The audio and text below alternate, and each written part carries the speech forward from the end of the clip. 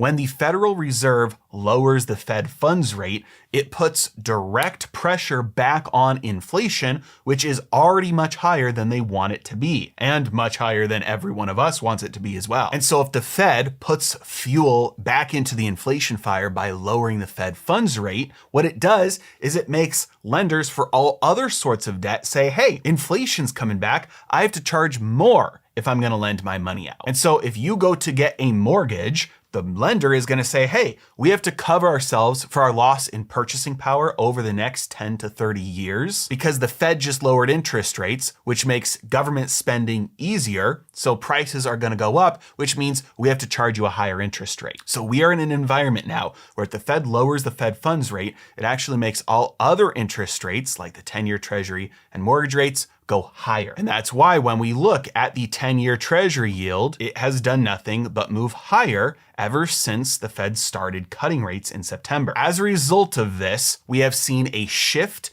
in the focus by both President Trump and his Treasury Secretary Scott Bessent. Instead of focusing on saying, hey, we're going to try and get the Federal Reserve to lower interest rates, they're saying we are going to try and bring the 10-year yield down. Now, this is very important. The 10-year yield is kind of the benchmark for basically all lending. When you borrow a mortgage, even though it's a 30-year mortgage, you're most likely not going to hold on to it over the course of 30 years. The average lifespan of a mortgage before it's paid off because you either refinance or move is around 10 years. So the 10-year yield, the 10-year treasury, it is a much better benchmark of long-term interest rates for pretty much all lending than something like the federal funds rate is. And so Scott Bessent understands that if you want interest rates for everybody to go down, you've got to focus on the 10-year treasury yield.